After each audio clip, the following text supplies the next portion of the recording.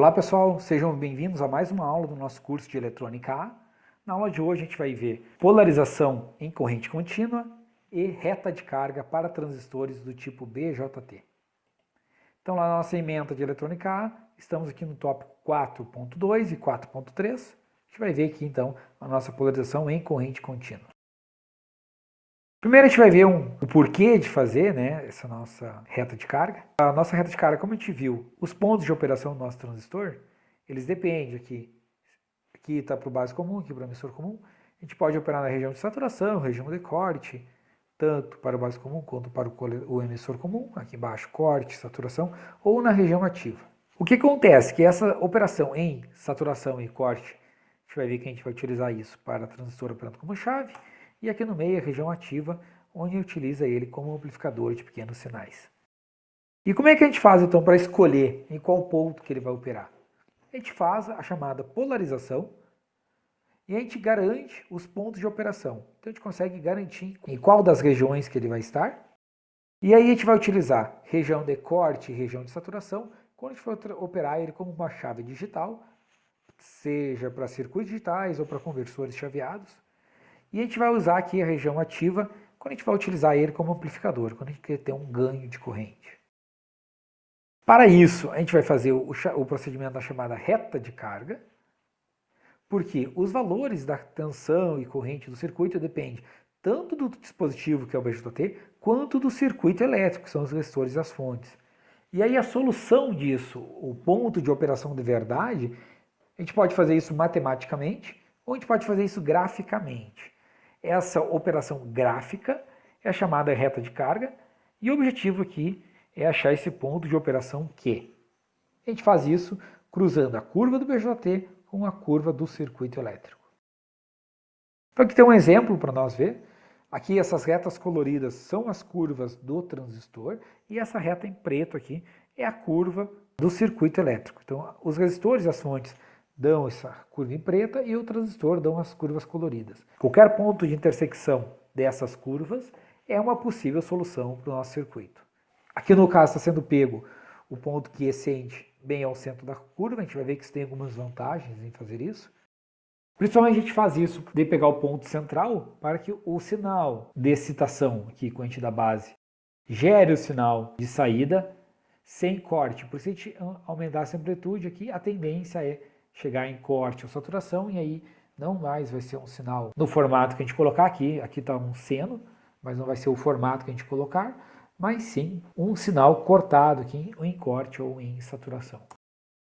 Então quando a gente escolhe um ponto aqui muito próximo à saturação, a gente acaba tendo que colocar um sinal de menor amplitude para não cortar ele. Se a gente pegar próximo do corte, também tem que colocar um sinal de menor amplitude para não haver o corte dele. Agora se a gente pega no meio da reta de carga, a gente consegue ter aqui uma maior oscilação, a gente consegue trabalhar com sinais de maior amplitude. Então para deixar isso bem claro para vocês, a gente vai fazer um exemplo aqui para tentar trazer isso para um mundo numérico para ficar um pouco mais claro o que a gente está querendo dizer com polarização e reta de carga. Então isso aqui é uma configuração emissor comum.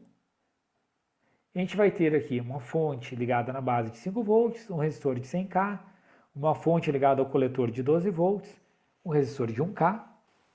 Esse transistor vai considerar que o beta dele é em torno de 100 e o nosso VBE, que a gente falou lá, que a gente vai utilizar como um diodo, a gente vai considerar que ele tem uma queda fixa de 0,7. Então a gente vai fazer duas soluções, uma pelo método matemático.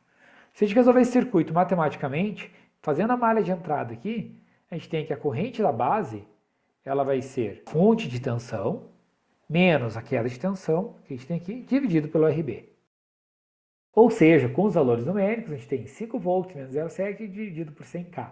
Ou seja, a gente tem 43 microampere de corrente de base aqui. Agora, se a gente for calcular a malha de saída, a gente já sabe que a corrente de base é 43, a gente consegue calcular aqui. Porque IC igual ao beta e B, a gente consegue achar o IC direto, só fazendo vezes 100, que é o nosso beta. A gente tem que a nossa corrente de coletor é 4,3 mA. Fazendo a nossa malha aqui, a gente tem que a nossa tensão VCE vai ser VCC menos a queda de tensão nesse resistor. E a queda de tensão nesse resistor é a sua corrente, IC, vezes a sua resistência. Então, a queda de tensão no resistor de coletor, 4,3 mA vezes 1K, 4,3 volts. E aí, o nosso VCE vai ser 12 volts, que é a nossa fonte, menos esses 4,3 volts. Ou seja, VCE é igual a 7,7 volts. Pelo primeiro método matemático, a gente consegue resolver um circuito simples com transistor.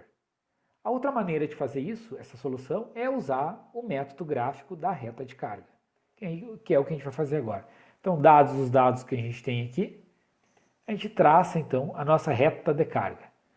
Então a gente precisa ter essa família de curvas em azul aqui, que são as curvas do transistor BJT. Isso aqui tem no datasheet e a gente vai ver como gerar isso aqui também no simulador. Então as possíveis soluções do transistor são essas em azul e a nossa ideia é traçar as possíveis soluções para o circuito. Então a gente faz 2 pontos aqui. Qual é a maior corrente possível nesse circuito? A maior corrente que a gente pode ter nesse circuito aqui, passando, é quando essa queda VCE for nula.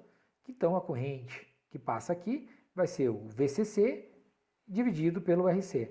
Porque essa corrente C ela é VCC menos VCE dividido por RC. Se o VCE for nulo, a gente vai maximizar essa corrente. O circuito nos diz que a maior corrente que a gente pode ter é 12 volts, que é a nossa fonte, por 1K, que é a nossa RC. Então, 12 mA. Por outro lado, qual é a maior tensão possível nesse circuito?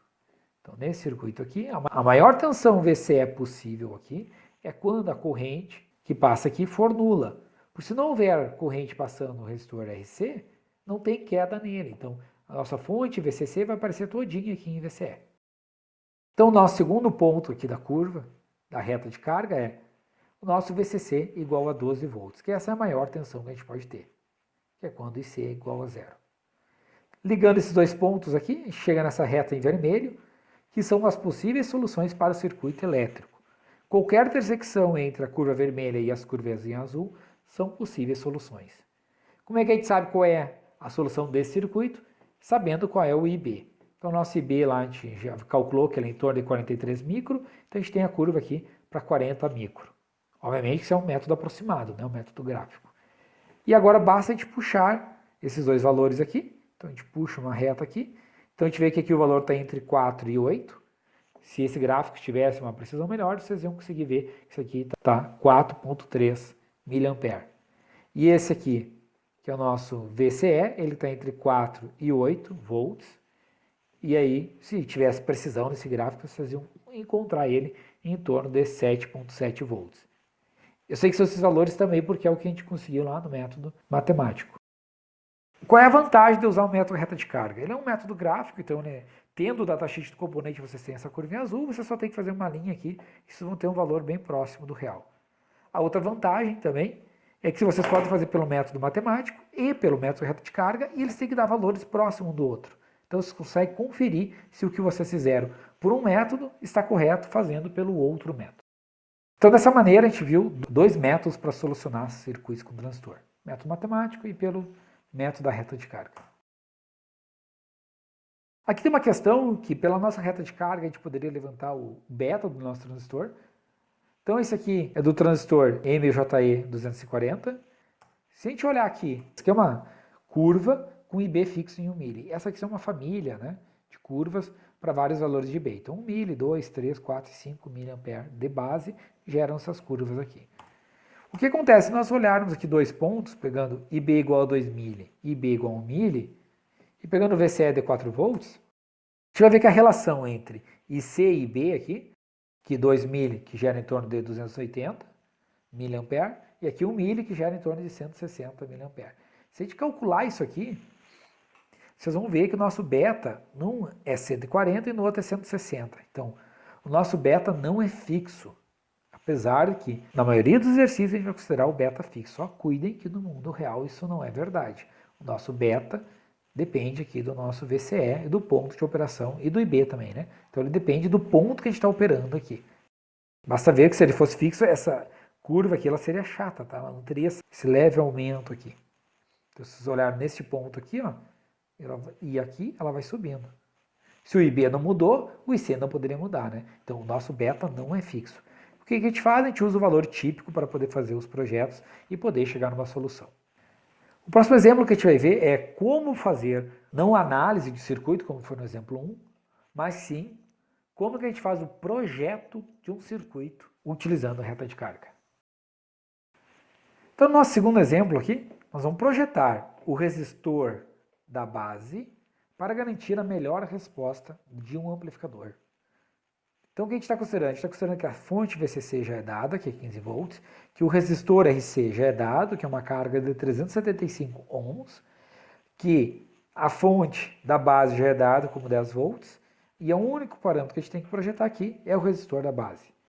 Eu botei entre aspas aqui melhor resposta, porque a melhor resposta é o que a gente quer que o circuito faça. Se a gente quer que ele opere como chave, a gente vai fazer ele projetar ele para trabalhar em saturação e corte. Se a gente quer que ele opere como amplificador, a gente tem que jogar ele aqui na região de amplificação. Nesse caso, a gente está fazendo amplificador. Então a gente vai tentar fazer a nossa melhor resposta ficar aqui nessa região em branco. Estou realizando aqui análise de circuito. A gente tem a nossa corrente do coletor, ela é a fonte menos o VCE dividido pelo RC. Então a gente tem aqui que a corrente do coletor vai ser 15 menos o VCE que a gente tiver dividido por RC. A questão toda é que a gente não sabe o valor de VCE. Então como é que a gente acha o valor de VCE? A gente vai pegar os dois extremos para traçar a reta de carga. Então, o maior VCE possível é quando a corrente de coletor é zero, porque daí não tem queda nesse resistor. Então, o VCE máximo vai ser o próprio VCC.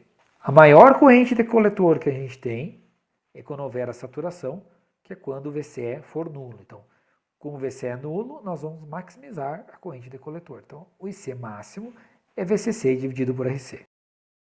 Então, o nosso valor máximo é VCC. Nesse caso, a gente chama de VCE de corte, é 15 volts.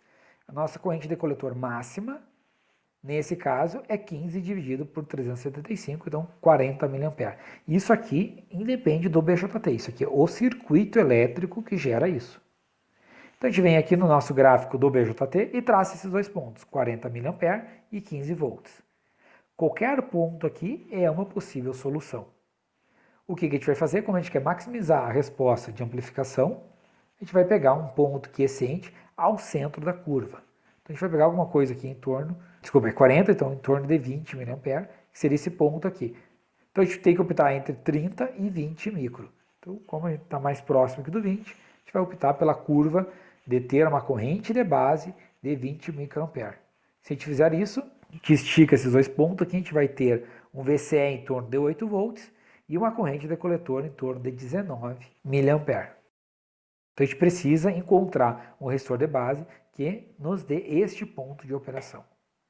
Então a gente faz agora a nossa malha de entrada. Então a gente tem que a corrente de base é o valor da fonte menos o nosso VBE dividido por RB.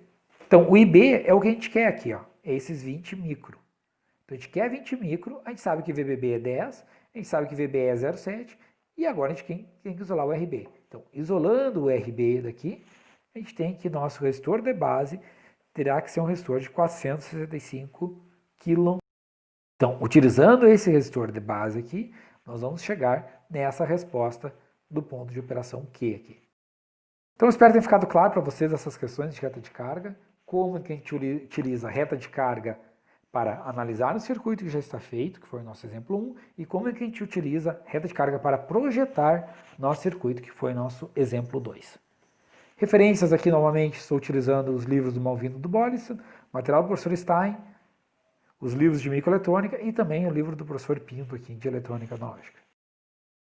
Então, pessoal, até o nosso próximo vídeo.